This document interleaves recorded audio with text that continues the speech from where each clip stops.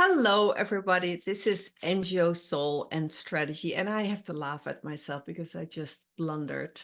All right, everybody here, we are in for an interesting discussion.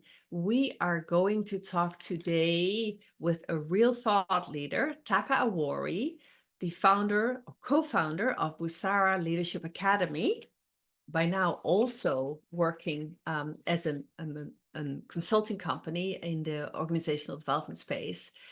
And as you know, dear listeners, these days there is an ever-growing set of African providers of leadership development services and coaching services and organizational development consulting firm that clients both in the private sector, government, and non-government can tap into. And Busara Africa, Taaka's company, is one of them. And Taaka used to work at an INGO in her past, about 10 years ago or so, roughly calculated. And we met through a third colleague who we both know. And it was clear to me immediately that I had to invite Taaka to the podcast because she is a prolific thought leader, as I said, on leadership development in the African continent and beyond globally. I knew Taaka would have a lot to say about leadership development through an African lens, including my ever-present question, what global north imprinted leadership models can learn from African ones, and we'll get there. But first, welcome, Taaka. Thank you so much, Tosca. Happy to be here. It's good that we already had a few laughs before we started. Yes, we did. Yes, we did. Okay, so everybody, please, Taaka is the founder or co-founder and CEO of Busara Africa, a Pan-African leadership development firm that also offers organizational development services.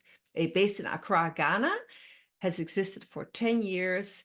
She's also a certified coach and an organizational development specialist. She's also the author of the book Leadership Redefined, Untold Stories, which is also the title of her podcasts, which I strongly recommend to you. She's an associate certified coach with the International Coaching Federation, and she has a range of other titles. She is a former country director of ActionAid International, the chair of the board of the African Women's Development Fund.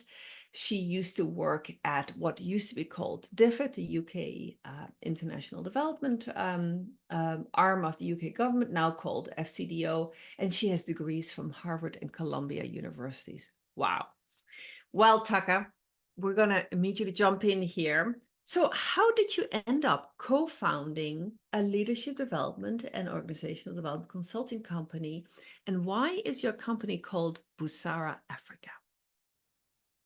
So interestingly enough, Tosca, you talk about how I used to work at ActionAid as the country director. And it's so interesting. When I was there was a moment I realized, Tosca, that I had been hired for all the wrong reasons.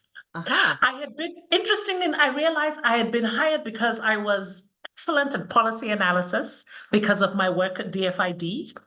I was excellent at doing the work around gender and women's rights, and ActionAid was so key on that because of some other work I had done. Yeah. I was excellent at fundraising, again, because of the work at DFID, and because I have a human rights background, I also really understood the rights-based approach when that was coming in. And guess what? I had an entire team to do that. So actually, what was needed from me at that moment wasn't so much being able to do the direct fundraising or to write the proposals. There was a team to do that, to do the gender work, to do the policy work. What was needed for me was really leading a team of over 100 people in 6 offices, managing change, and I was out of my depth. So eventually I got a coach, learned how to do it. I think really worked on my skills. But I think at that moment, and this was literally, Tosca, it's actually been almost 20 years. Can you believe it? Oh, I was totally wrong when I said. Yeah. Really? Yeah. It's 10 years since Busara was formed, but much longer since I left ActionAid and started at ActionAid. Thank you for correcting me. And at that time, there was very little support to leaders. People were thrust into positions because of their technical expertise, not because of their ability to lead others. And I thought, this is something I would like to do. So that's when I left ActionAid. I really wanted to invest and support leaders who really found themselves outside of their depth. Yeah. Back to the name. You asked me the name, what Busara means. It means, in Swahili, it means wisdom. Wisdom. Because I think for us at Busara, the core is saying that what we're trying to support is leaders to lead, work, engage with others from the inside out. It's less of an intellectual exercise. And that's the wisdom, the connecting of the heart, the mind, the connection of the body and experience. So that's why the term wisdom. Because I was going to ask you about that tagline, transformational leadership from the inside out. And so what you just told us already is because you feel it's important for leaders to explicitly connect not just their intellect and analytical capabilities, but also their heart, their experience, and the kind of intrinsic wisdom that can either exist in a person, right, from a young age, or can be built up over time, insight, and so on. Interesting. Exactly, yes. And so just for the record, what are Busara's services and to whom do you offer those services? What type of clients?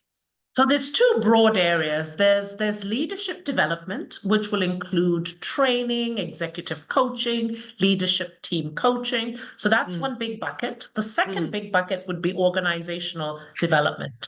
So that can involve facilitation of dialogues, conversations, supporting organizations as they go through change, helping redefine their organizational culture. So those two big buckets. Got it. In terms of our clientele, they span globally. I would say the focus, however, is the continent, is Africa.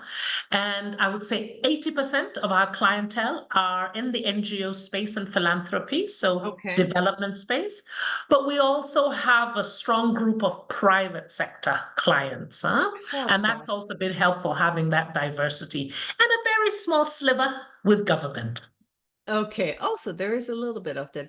And so proportionally, because you're now global as well, so what is roughly percentage of your work that originates outside the continent and inside roughly? I would say about 70-30, with 70 being in the continent and then 30% being globally, yes. Okay. So what are the premises about leadership that Busara takes as its foundation? Oscar, I would say one of the first huge big ones, and we say constantly in our leadership programs, is you can't lead another until you lead yourself. You know, that's you've heard it over and over again, but I think this is such a core premise for us because many times when we encounter leaders who are struggling, it's not so much that their teams are so difficult. It's not so much that intellectually they don't have the right capacity, they don't have the right knowledge. There is something about themselves that they're struggling to manage, and that's what gets in their way of being their best selves as they lead. So that's a core premise for us. Yeah. The second then, and which was really the impetus for the book, Leadership in Africa Redefined, and the podcast, the second premise is that there is excellent leadership in Africa to learn from and build on. So it's around shifting the narrative about leadership in Africa. I think what we were finding too often, there's a couple of things we're finding, is that either so often when Africans were sitting and talking amongst themselves, they would keep talking about, oh, we just have terrible leadership. Oh, no, we can't lead ourselves. And actually, it's shocking how many times I've heard, particularly in informal conversations, where people say, you know what, we just can't lead ourselves. We need some of these Westerners. It's really shocking. You hear that still? People still say it. So there's something about how our minds are still colonized to still think we can't lead ourselves, but also to define our leadership by the worst of us, and the worst of us being the political space. So often when people are talking about leaders and all the negative leaders, actually, they're talking about political leaders, which we can't deny. We've really had challenges in those spaces. So key basis of our work is saying that unless you see yourself as having the potential, you see yourself, your people, your community, your nation, your race as having the potential for good leadership, then your whole impetus, your desire for good leadership disappears. So how you see yourself and define yourself influences your motivation for that. So we're particularly keen in the work that we do at Busara Africa about providing examples, case studies of that exemplary leadership. So people can see, guess what? It is possible. So I'd say that's the second, And maybe the final third one is we're increasingly grounded on feminist leadership principles, because we're seeing the power of these principles in, maybe not so much the power, let me say it differently. We're seeing the importance of these principles in terms of what this continent really needs. So in terms of being a lot more attuned to power dynamics, I think any leader on this continent constantly has to be attuned to that. In terms of being a lot more interested and working towards collaborative and distributive leadership, again, that speaks to a lot more of what's needed on the continent. So Tosca, I would say those are the three kind of groundings that really inform our practice at Busara. Interesting. I could go into each of them, but we won't have time for it. For those of you who are watching us on YouTube, once this episode is dropped, if you saw me roll my eyes at Taaka's second point about the worst examples, and I was rolling my eyes because God knows there are plenty of such leaders outside Africa, including in my adopted second country, or the US, or in Europe, for that matter, where I'm originally from. So there's lots of that to go around the world. Yes, I would say. Indeed. Okay, so Busara, it seems to me, starts also from the premise that there is something distinctly, that there are important contextual differences between organizations and leaders in Africa on the continent and those elsewhere. And of course, there are important contextual differences, but let me play devil's advocate, Taaka, for a moment and say, are there really big differences in terms of leadership development needs, pain points, as well as possibilities between leaders in the global South and the global North? What do you think? 100% there are differences. But as much as I say there are differences, there's some universal principles. And we can talk later about what I see as some of those universal principles. And let me frame my response, particularly as a leadership development provider, as somebody who's in service to leaders, in terms of what I see as the different needs. Right. Okay. So one of the first different needs is leading on this continent requires a lot more skill in focusing on the collective. Because as you know, on this continent, I mean, we are a people with all our diversity that's still very deeply grounded in Ubuntu. I am because you are, You are, So whether you are leading in a small NGO, in a big foundation, in a multinational corporation, rarely can you think of people just simply as separate individuals. You're constantly thinking of them, and often people describe this as a family. And let me give you a concrete example, and some of the support I've given to expatriate leaders who have come to lead multicultural teams and things they've struggled with. An example is this. So if you're leading a team in Ghana or Uganda, but let me give you the example of Ghana, and somebody dies, it could be one of your staff members mothers, cousins, or sisters. Huh? There is an expectation Right. that the organization will put money together to support that person in their bereavement, but will also physically be present at that. And so I've seen leaders come to us and they're like, but we gave a gift, we gave a donation. What do you mean Saturday? We all have to show up and be there for the whole day. So it's recognizing that it's understood that as a leader, you are leading a group that's almost like a family. And that sense of the collective. So it's not just about individuals. So the skill in navigating that then becomes a key leadership development need I see increasingly present. Because, Tosca, it's wonderful to have that sense of family and community, particularly in a context now with economic crisis. People need always that kind of support system. And remember during COVID, the kinds of loneliness people can feel. It's nice to know that, that sharp divide that you see in the West between this is work and this is home. And when I go home, I can be really lonely. But in this context, the shadow of that, Tosca, is that how do you hold somebody accountable whose family? How do you let somebody go? So working and supporting leaders, teaching leaders to have that skill to hold that collective, that sense of family, but also know we're here to work. So that's one difference I see. The second difference I see is really around it's quite interesting. I often find that leadership development in the West has been driven, and when you look at a lot of the material, I feel coming for practitioners, for leaders, is coming from business schools, or coming from research that's been done on corporate America or Western. Now, what it misses is the politicization of the leadership that needs to happen on the continent. So what do I mean by that?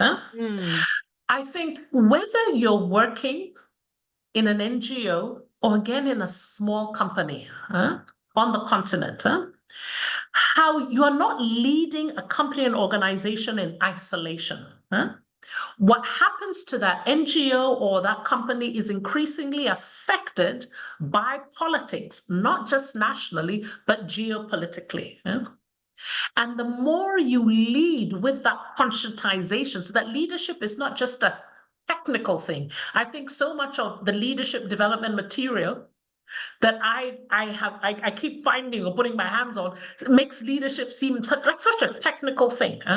And what I think is missing and what's needed is really politicizing it a lot more, conscientizing it a lot more, so that leaders on this continent are leading teams with a lot more awareness around what is my organization in this space and what's happening in the broader context that I'm operating in. Interesting. Can I follow up on? Yes, am I please interrupting do. you? If No. Let's pause on this one. Okay. I think you are right there. I have two thoughts. One is I do see some, but insufficient attention on something I'm very interested in, which is intra-organizational politics, which is neutral, meaning some people will immediately, their brows will kind of, and they look like, oh, that's bad. And I'm saying it's bad or good. It is just there. It's there. And particularly in the NGO world, we'd like to think, and that there's also, by the way, a gendered component to this in my practitioner experience, right? But we tend to think that politics is a dirty thing. And I'm saying, whether it is or not, it's present. And one leadership skill is how to navigate that, and how to navigate it with a mission in mind, right? So not in a petty politics, not to be petty politics yourself, engaging in that, but to how to navigate political currents and pushing and pulling and jockeying, etc., for the sake of the mission of the organization. I feel that there is in the business literature a little bit of attention to it, and I Yes, always yes, lap that up. yes. And I think it's very important. In the NGO world, I think we could do better. So Yes. you're bringing up a different dimension, which is the Yes. external political context. I think Yes. you're spot on that is often. There is, of course, some thinking around systems thinking and how the ecosystem for the organization needs to be taken into account. And of course, politics is part of that. But you're right, it's definitely underemphasized. So good point. Anyway, I think I was interrupting you. No, the last one, and this is, in many respects, Tosca, I don't have all the answers, but I'm loving our conversation because it's reminding me of the questions that I am grappling with. I need to work on it. But the third area and difference I'm seeing in the needs is that a lot of leadership development material and knowledge from the West is designed for leaders working in bounded organizations, formal institutions, companies, NGOs, foundations, whatever they are. Yeah. And yet, increasingly, what's coming to me and what I'm starting to notice is that the flourishing of leadership on this continent is not happening in those formal spaces. It's happening in churches, in families, in communities, in trade, these loose trade associations, the trotro drivers, the way they've organized themselves. And we're not documenting how is the leadership happening there? What is the difference around it? When I see the growth of churches on this continent, I'm thinking, yes, there's some issues we have about, religious leadership on this continent, but they're doing something right. Otherwise, their institutions would not be just growing so big. And they also do need support because they're increasingly influencing so many people. Oh, yeah. And yet I realize our leadership development, here I am, I'm focused on all of those who are formally registered, when the research is telling us that, guess what? Most Africans are living their lives in informal spaces. So that's what I'm noticing, that we're missing that, and we're also missing that big one, the political space. You mean I feel political as in with a capital political P. elected leaders, exactly. Elected leaders and civil servants. So I can see, now we're getting a lot more leadership programs for civil servants. Again, I find it a little bit depoliticized and not enough speaking to this African context where there's such a tight intertwining of the politics, and you're able, the bureaucracies are so grounded in partisan politics, that the ability of a civil servant, a public sector actor to do things. So I feel that those of us in this space who are providing support, there is a gap that we need to increasingly support, because we've been so commercially, in some ways, commercially driven, where we're trying to make a living, we're running a business, we're like, oh, well, the ones that can pay are those ones that, yes. So I think that's what's driven us. But I think if we take off that hat and remember that this is actually not about payment, but about service, increasingly, I've been really cracking my brain to say, what would that look like? What would the business model look like to be able to serve this big, huge group of leaders that are existing on the continent? Okay, so Busara is actually thinking about that at the moment.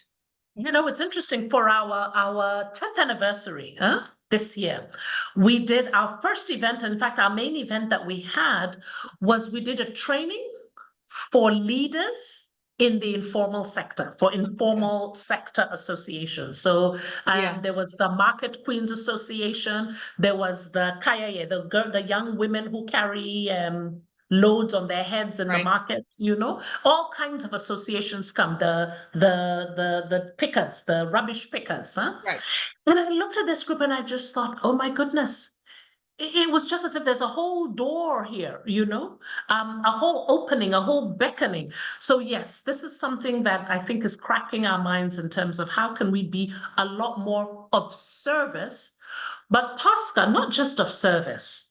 How can we learn from them about the leadership models that work on this continent? Yeah. Good. It's good that you flipped the question also to the other side. Yeah. Gosh, we have no, yeah, we could go in so many directions, but I have to discipline myself. You know, let me ask you something first, still about to unpack when we talk about the continent, the African continent. 50 plus countries, huge national and regional variation. Is there anything you are willing to say about differences in how certain regions within the African continent think about what good leadership looks like? And I don't just mean at the high principle of value, because I'm actually a little skeptical about it, especially in the NGO world. We like to, talk about very high flying principles because it makes us all feel very virtuous. I'm talking about leadership development and leadership attributes that are about habits, practices, and behavior. So pulling it down from principles, right? Anything you care to comment on that variation within the African continent? And thank you for highlighting and underscoring the diversity of the continent. It's so interesting. I represent that diversity because my mom is from West Africa and my dad's from East Africa. Okay. So I constantly would see growing up in the home the differences in terms of what gets valued, but particularly around communication, expression. So how does that play out in terms of leadership practices? And what have I seen across the continent? Yeah. There have been some differences that have been shaped, interestingly enough, and unfortunately enough, by our colonial histories. Not So surprising. you know what I mean? So I start to notice that those who have been colonized by the French may have a slightly more formal way around engaging around leadership. Is that Than right? those, yeah. You can see sometimes in the meetings when I'm facilitating meetings, you have to give people due credence and stuff, but maybe the Francophones can tell me differently compared to the Anglophones. I have seen differences in terms of less in terms of where the country is located, but levels of development. Okay. So those who have, a somewhat wealthier, somewhat more modernized, I'll Yeah. start to see a lot less formality in the leadership, a lot leadership styles where, you can call me by my first name. So I may see that in Kenya a lot more. I may see that potentially in South Africa a lot more. Why do you think But that is, Taaka? again, I think it's this westernization. I'm wondering. That's Yeah, it's my a first. globalization. It's So a the influence of globalization. investors, multinational companies that have come with corporate cultures that start to say, no, you don't have to call me Mr., just call me Bob, just call me Taaka. Whereas countries where culture is a lot more, traditional culture is a lot stronger, often held by monarchs like Uganda and Nigeria. Then you start, what I've seen is leadership practices where, they can say the power distance is higher. It's Even higher. Ghana, power distance is higher because people's understanding and experience of leadership is derived from royalty, from chieftaincy. I So they see. kind of transpose that into the workplace. So when you're saying, call me Bob, they're like, ish, no, no, no, no, no, No. Yeah, because that's their experience of leadership has been around that. Yeah. Super interesting. I'm glad Yeah. I asked that question. Yes. Um, I want to ask at least one more substantive question, and it's a hard because I have about 5 more left. We can't. Okay, I'm going to run by you Mhm. the thought leadership of an African peer of yours, Nankande Kasande van den Broek. She is a Zambian coach and leadership development expert. Her company is also developing an African metrics for leadership development, which I think is super interesting. Oh, okay. She has coached for a couple of decades in the UN context and has recently come forward with a new framework for cultural dimensions that she thinks should be applied to coaching if you want to be an effective coach in the African continent. So I'm going to just talk you through briefly the 5 dimensions that Nankonde emphasized and just ask for a gut reaction, right? I realize you may not have been exposed to them, but I just wonder what resonates with you and what not, if anything. So she says that belief is one dimension, namely that on the African continent, belief, and I'm just quoting her language now, Nankonde's language, belief and acceptance in circumstances outside of one's immediate control is one dimension. I would have said, or do I wait to hear the 5, or do you want me to react right away? What would you prefer? Faith. You say faith is an important component of what Nankonde calls belief, and it's super important as a leader to understand. Is that what I hear you say? Exactly. Tell me more. You're better able to lead people the more you understand how they understand life and how they come out life. And rare is the African, forgive my stereotyping, but rare is the African that does not have a deep relationship with the divine. Okay. Yeah. So their faith informs so much. And sometimes it's not just necessarily religious and the formal religions, Christianity and all of that.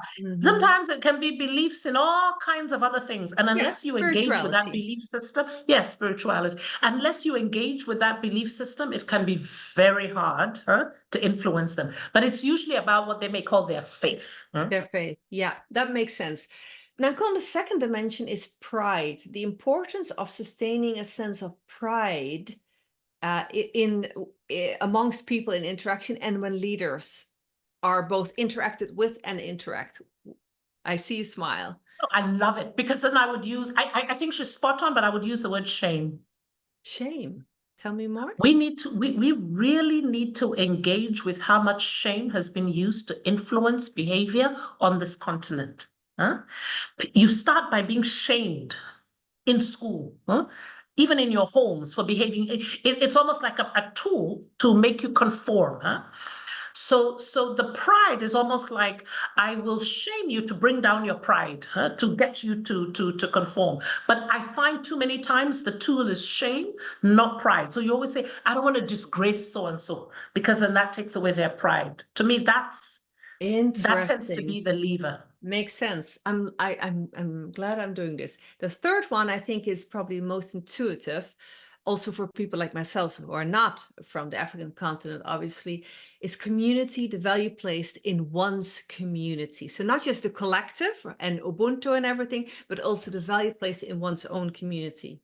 100%. Yes. Yeah. And it's what I mentioned in the beginning. Yes, it's a Ubuntu, but you're also your more immediate and the team becoming the community. Interesting. Yes. The fourth one is loyalty, the significance of demonstrating loyalty to others. Yes, 100%. Connected to community. It's what holds the community together. Yeah. It seems like you like Nankonde's concepts a lot. I do. And then the last one that she puts forward is respect. This one I thought was also really important. The ability to accurately gauge the status of others and the ability to proffer respect whenever this is expected. I hear her so much, but yes. And however, okay. I feel there's something about it missing how as African women have operated. It feels very patriarchal. I think in the patriarchal spaces, it's always been about respect and the male ego. Right. Whereas for African women, it may not be so much about respect and gauging your status to give you that. It might be a lot more around belonging, conforming. Oh. You see, so yes, I would agree with the respect, but I think it's more in the very much patriarchal spaces where I recognize what you're saying. Thank you for being willing to go into this thought experiment with me, because I thought it was so interesting. follow some of her work. I have listened to her speak before, and she sounds absolutely amazing. I'm going to follow She this is, work. I think her thought leadership is very interesting. So, all right, we need to bring this to a close. We've talked about a lot of things. Maybe one last small question. So you are now a global provider, right? You're not only, air quotes here, an African Yes, leadership indeed. development and consulting, OD consulting company. Um, my question to you is, are we finally at a stage where Busara and other African companies, providers like yours, are truly seen as global providers that will be considered for doing work just in the same way as others? Are we there yet or not yet? Not Honestly. yet.